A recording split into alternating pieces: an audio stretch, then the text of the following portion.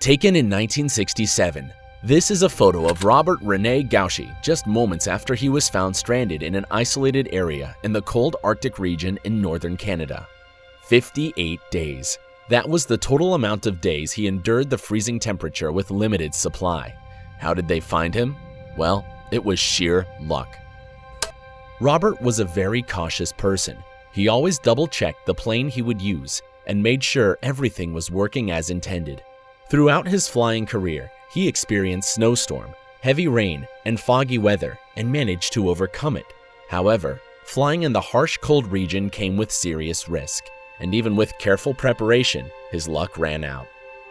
On February 2, 1967, he departed from Cambridge Bay to reach Yellowknife, a distance of 528 miles. The bush plane he used was a single-engine plane called de Havilland Beaver, and it was specifically built for the cold weather. The trip shouldn't take more than 6 hours, and Robert left at noon at the peak of the warmest time of day. Unfortunately, 2 hours on his trip, he stumbled across an unexpected snowstorm, and his line of sight was completely obscured due to the heavy fog. To make matters worse, the compass and the other indicator instruments suddenly stopped working.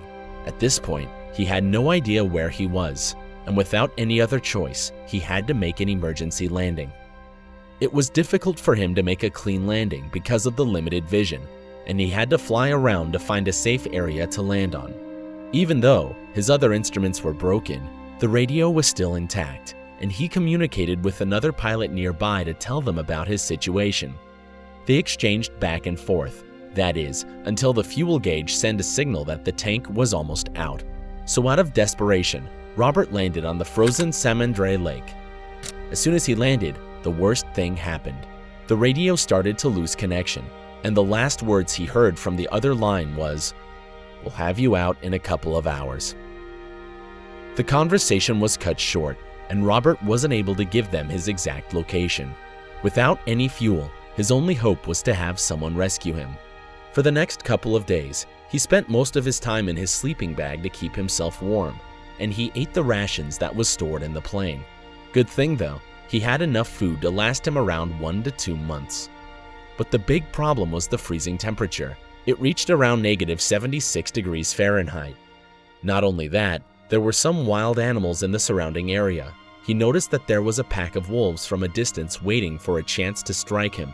So in order to distract them away, he howled back, "I talked to the wolves the first 25 days, and then they left me. And after that, I didn't have much to do but just try and survive."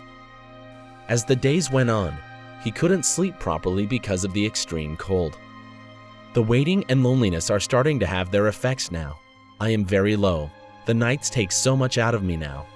I have to spend at least 18 hours to get 2 or 3 hours of sleep.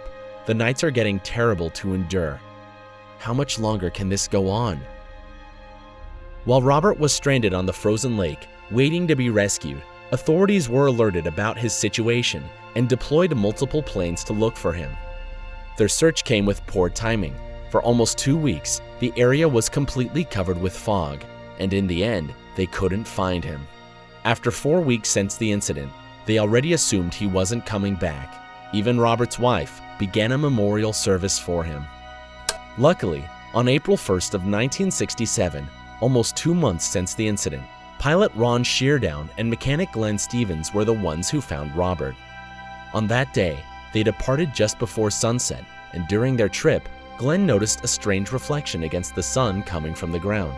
At first, he thought nothing of it, but after he saw it flash multiple times, they became curious and decided to investigate.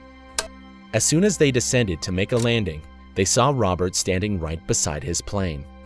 In the end, Robert had lost almost 54 pounds and was sent to the hospital for further treatment.